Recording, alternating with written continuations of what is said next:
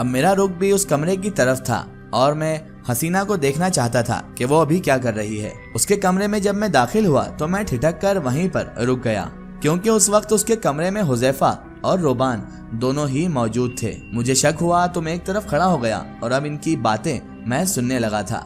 रोबान कह रहा था कि हुज़ैफा ये तो बहुत बुरा हुआ कि अम्मा हाजन भी अब मारी गई हैं, उन्हें भी किसी ने मार दिया है। और रोबान के चेहरे पर अब काफी परेशानी भी फैली हुई थी, क्योंकि उसे भी पता था कि अम्मा हाजन की मौत जिन्नातों के हाथों ही हुई है। तभी रोबान बोला कि मुझे लगता है अम्मा हाजन का बनाया हुआ जो हिसार था, जो जिन्नात को दूर रखे हुए था, वो भी टूट चुका है। जो हसीना तुम्हारी हिफाजत कर रहा था वो हिसार भी अब टूट चुका है। रोबान की बात सुनकर हसीना कहने लगी, ऐसा ना हो कि वो खबीस जिन्नात फिर से यहाँ पर आ जाए। खुदा के लिए अब तुम दोनों कुछ करो, मुझे उस जिन्नात से बचाओ। रोबान कहने लगा, देखो हसीना, मैं जिन जिन को जानता था इस अमल में जो बहुत ज्यादा ताकत रखते थे और हाजन बीबी भी उनमें से एक ही थी, मैं उन सबको यहाँ पर ला चुका हूँ। अब तो उस जिन्नात के डर से कोई भी मेरे साथ आने को तैयार नहीं है, क्योंकि हम लोग इस मामले में अब बहुत मशहूर हो चुके हैं कि हमारे पल्ले कोई ऐसा जिन्नात पड़ा है जो लोगों को मार डालता है। कुछ आमिल तो जिन्नाती मामले को खौफनाक मामला समझकर पीछे ही हट जाते हैं, तो कुछ आमिल ऐसे होते हैं जो जिन्नात का नाम सुनकर आते ही नहीं है। ऐसा होना तो नहीं चाहिए, हसीना अचानक से बोली, लेकिन फिर भी मैं तुमसे कहती हूँ कि रोबान, खुदा के लिए कुछ करो। रोबान कहने लगा, अच्छा ठीक है हसीना, मैं कुछ करता हूँ। तभी हुज़ैफा भी बोला, मैं भी तुम्हारे साथ चलता हूँ रोबान। हम दोनों मिलकर अब किसी ऐसे आदमी को तलाश करते हैं, किसी ऐसे आदमी को ढूंढते हैं जो इस खबीस जिन्नात से हमारी जान छुड़ा सके। वो दोनों वहाँ से उठकर चले गए। उनके जाने के बाद हसीना अकेली ही वहाँ पर कमरे में अब टहलने लगी थी। मैं कुछ देर खड़ा वहीं पर उसे देखता रहा और सोचता रहा। फिर थोड़ी देर बाद मैं उस कमरे से बाहर निकल आया। बाहर निकलकर मैंने हसीना के दरवाजे पर दस्तक दी। अंदर से हसीना की आवाज आई, कौन है? लेकिन मैं जवाब में बोला नहीं। तभी हसीना उठकर आई और उसने दरवाजा खोला, लेकिन मुझे सामने देखते ही उसने एक जोरदार चीख मारी और धड़ाम से वापस दरवाजा बंद कर दिया। मैं मुस्कुरा दिया। मैं अब भी गैबी हालत में जब अंदर दाखिल हुआ तो हसीना के चेहरे पर अब हवाइयां उड़ी हुई थी। मैं कितनी ही देर उसकी हालत से महजूल होता रहा।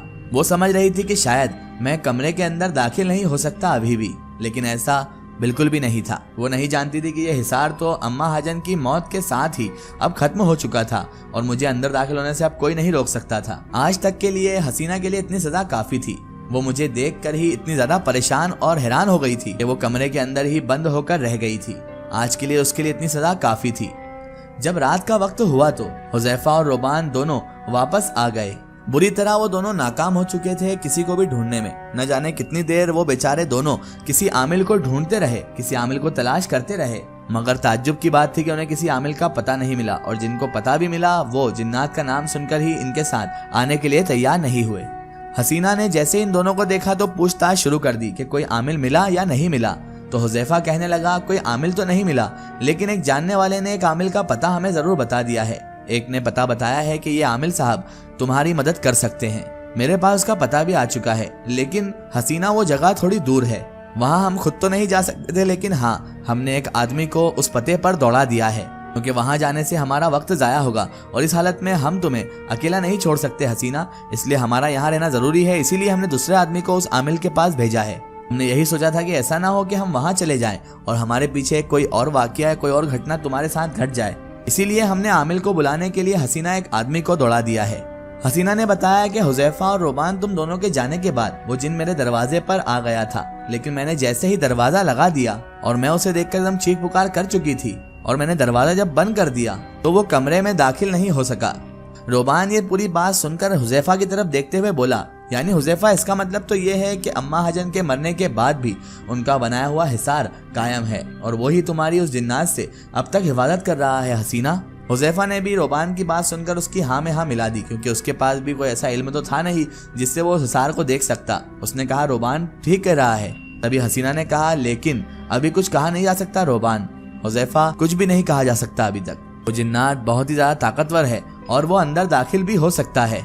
तुम दोनों किसी आमिल को ढूंढने में अपनी कोशिशें थोड़ी तेज करो, थोड़ी तेज कोशिशें करो, ताकि तुम उस आमिल को ढूंढ सको जो हमारी मदद कर सके। हुज़ैफा उसकी बात सुनकर कहने लगा, हसीना, वो बात तो हम समझ गए कि हमारी तेज कोशिशें हमें करना पड़ेगी, हम तेज कर देते हैं कोशिशें, लेकिन उस आदमी को तो लौटने दो जिसे हमने उस आमिल के पास भेजा है, जिनका पता हमें किसी जानने वाले ने दिया था। इधर मैं जिन्नात खड़ा खड़ा कुछ देर हसीना को देखता रहा और उसके बाद मैं बाहर की तरफ रवाना हो गया। मैं अब हुज़ैफा और रोबान का पीछा करके अपना वक्त बर्बाद नहीं करना चाहता था। मुझे मालूम था कि ये किसी आमिल के पास जाएंगे। मैं यही चाहता था कि अब कोई आमिल आए, और जो भी आमिल आया अब देखी जाएगी, जो भी होगा देखा जाएगा। मैं हवेली के इर्द गिर्द अब चक्कर लगा रहा था और पूरी हवेली का जायजा भी ले रहा था और हवेली को देख भी रहा था कि कौन किस रूम में, कौन किस कमरे में रहता है। एक कमरे की जानिब जब मेरी नजर पड़ी तो वहां पर हसीना की बूढ़ी माँ और उसकी छोटी बहन लेटी हुई थी। छोटी बहन उसकी बूढ़ी माँ के पास ही लेटी हुई थी। माँ बहुत ज्यादा चेहरे से परेशान लग रही थी। तभी छोटी सी बच्ची महक मासूमियत भरा सवाल अपनी माँ से करने लगी, माँ अप्पी हमारे पास क्यों नहीं आती है? वो हमारे पास क्यों नहीं सोती है? और वो उस कमरे में हमेशा क्यों बन रहती है? माँ अपनी बेटी को समझाते हुए कहने लगी, बेटा तू सो जा, तुझे नहीं पता तेरी बहन बहुत बड़ी मुश्किल में है। वो एक हिसार में कैद है, अगर उस हिसार से वो बाहर आएगी तो उसे नुकसान हो सकता है, इसीलिए बेटा वो बाहर नहीं आती है। तू आराम कर, तू सो जा, तू इन सब बातों के बारे में ना सोच। उसकी माँ अब उसे बहलाने की कोशिशें करने लगी थी ताकि उसका मन बहल जाए और वो इन बातों पर से ध्यान हटा ले। मैं कुछ देर खड़ा वहां पर उस दोनों माँ बेटियों को देखता रहा। मुझे उन पर रहम भी आ रहा था लेकिन हसीना पर गुस्सा भी। उसके बाद मैं कुछ देर बाद वहां से लौटकर वापस बाहर आ गया, लेकिन अब मैं हवेली से कहीं दूर नहीं जाना चाहता था। मुझे इसी हवेली में रहना था जब तक कि मैं हसीना के बारे में कोई फैसला नहीं कर सकूं। मैं कितनी ही देर तक उस हवेली में घूमता रहा। उसके बाद मैं राहदारी में आ गया। राहदारी में वैसे तो कई कमरे थे, तो एक खाली कमरा देखकर मैं उस कमरे के अंदर दाखिल भी हो गया। अंदर बिस्तर लगे हुए थे। मैं बिस्तर पर जाकर खामोशी से लेट गया और लेटते ही मुझे अचानक से नींद भी आ गई। सारी रात मैं खूब सोया और सुबह जब मेरी आंख खुली तो मैं बाहर की जानिब निकल गया। राहदारी में निकलकर जब मैंने बाहर देखा, हसीना के कमरे की जानिब जैसे ही नजर गई तो उसका कमरा अब तक बंद था, यानी इसका मतलब ये था कि वो अब तक सो रही है। जब से हसीना हवेली आई थी उसके तो रंग ढंग ही बिल्कुल पूरी तरह बदल चुके थे। अब वो हसीना नहीं रही थी जो वहां पर मेरे मस्कन वाले घर में थी। लगता ही नहीं था कि ये वही गरीब हसीना है जो मुझसे मदद की भीख मांगा करती थी, मुझसे मदद की भीख मांग रही थी। बहरहाल इंसान बहुत बेवफा होते हैं। दोपहर के वक्त हुज़ैफा आया, उसके साथ रोबान भी था। दोनों हसीना के कमरे में दाखिल हुए तो मैं भी गैबी हालत में उनके पीछे पीछे उनके कमरे में दाखिल हो गया। हसीना ने जैसे ही उन दोनों को देखा तो पूछने लगी, क्या हुआ रोबान, क्या हुआ हुज़ैफा, कोई आमिल मिला? रोबान ने कहा, एक आमिल का पता और मिला है लेकिन उसका गांव जरा दूर था। हमने आदमी भेजा हुआ है, आज उम्मीद है कि वो आदमी उन आमिल को लेकर यहाँ पर आ जाएगा। उसके अलावा तो अभी तक किसी भी आमिल का पता नहीं चला हमें हसीना। वही आमिल हमारी अब एक वाहिद उम्मीद बचा है। तुम्हें तब तक जब तक कि आमिल ना आ जाए इस कमरे से बाहर नहीं निकलना है हसीना, वरना ऐसा ना हो कि खबीस जिन्नात तुम्हारे ऊपर आकर हमला कर दे या तुम्हें अपने साथ ले जाने की कोशिश करे। मेरा ख्याल तो यही है कि तुम इस कमरे में अच्छी तरह से महफूज हो हसीना, क्योंकि अभी तक वो जिन्नात इस कमरे में दाखिल नहीं हो सका है, ना ही इस कमरे में रहने पर तुम्हें अभी तक उस जिन्नात ने कोई नुकसान पहुंचाया है। हसीना उनकी बात सुनकर खामोश हो गई। इसका एक स्टोरी हम देखेंगे इसके अगले पार्ट में।